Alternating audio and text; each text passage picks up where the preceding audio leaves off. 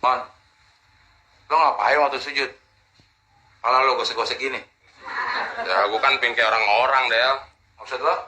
Udah gak usah lu pikirin. Lakum dinukum waliadin. Tahu lo.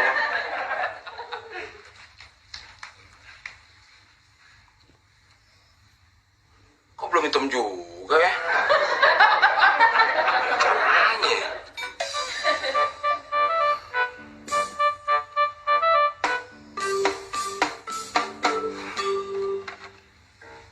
Ini solusinya.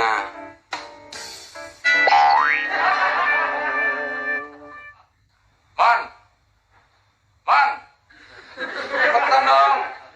Ntar keburu azan nih. Gak kebagian tempat kita. Dari kiai lo, Mon. Wah. Kenapa jidat lo? Kepentok. Lu gak ngerti sih Del. Gue kan kepingin kayak orang-orang. Maksud lo? Ya kalau jidat hitam ini kan berarti rajin sholat. Oh, jadi waktu lo sholat gesek-gesekin pala supaya jidat lo hitam. Iya. Ketika melihat seseorang dengan tanda hitam di jidat, hal pertama yang mungkin terlintas adalah anggapan bahwa orang tersebut sangat rajin dalam menjalankan ibadah sholat. Bahkan selama ini, adanya tanda hitam di jidat seorang muslim sering dimaknai sebagai tanda kesalehan dan dalamnya tingkat ketakwaan. Namun, benarkah demikian? Sebetulnya, munculnya tanda hitam pada jidat bisa disebabkan oleh gesekan yang dihasilkan oleh kontak berulang dari dahi dengan sejadah di saat sholat. Namun tentu saja, itu tidak menjadi tanda akan kesalehan dan dalamnya tingkat ketakwaan. Sebab, ketakwaan dan kesalehan yang sesungguhnya selalu diukur dengan baiknya akhlak, moralitas, dan tingkah laku. Malahan, adanya tanda hitam di jidat sangat tidak disukai oleh baginda Nabi. Dalam sebuah hadis yang diriwayatkan oleh Anas bin Malik dijelaskan bahwa Rasulullah Shallallahu Alaihi Wasallam bersabda yang artinya, "Sungguh, aku marah dan tidak menyukai seorang laki-laki yang ketika aku melihatnya terdapat bekas sujud di antara kedua matanya." Dalam hadis lain yang diriwayatkan oleh Imam Al-Baihaqi dituturkan bahwa Abdullah bin Umar, salah seorang sahabat terkemuka, tidak menyukai adanya bekas hitam pada dahi seorang muslim. Suatu hari, ada seseorang yang datang menemui Ibnu Umar. Setelah orang tersebut mengucapkan salam, Ibnu Umar bertanya kepadanya, "Siapakah Anda?" Orang tersebut menjawab, "Aku adalah anak asuhmu." Ibnu Umar melihat ada bekas sujud yang berwarna hitam di antara kedua mata orang itu.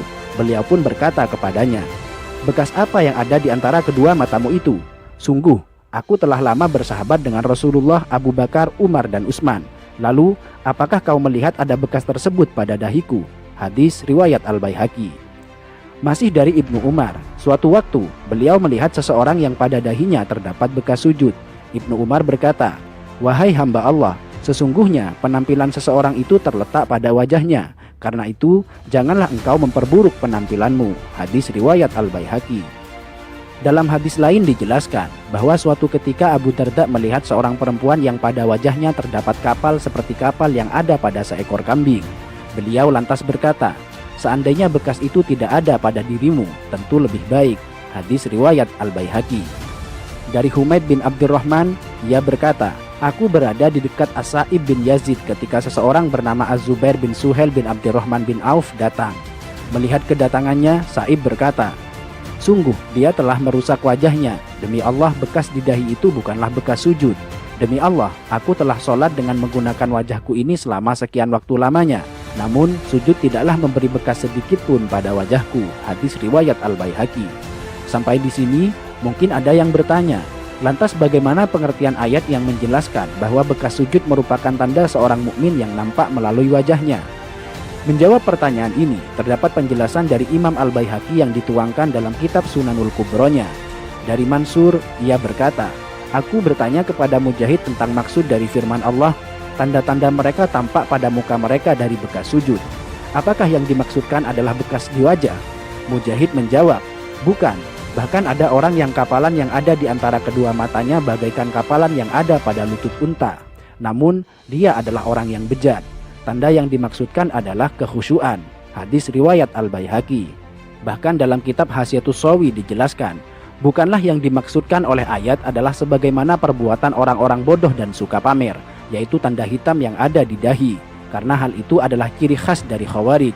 Dalam sebuah hadis disebutkan, Sungguh, saya benci seseorang yang saya lihat di antara kedua matanya terdapat bekas sujud. Sampai di sini, mungkin Anda sudah paham bahwa tanda hitam di jidat sama sekali bukan tanda kesalehan.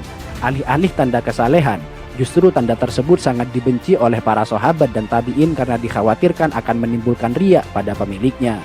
Dan perlu dicatat bahwa orang yang mengaku rajin dalam bersujud namun terdapat bekas hitam di dahinya, itu artinya ada yang salah pada gerakan sholatnya.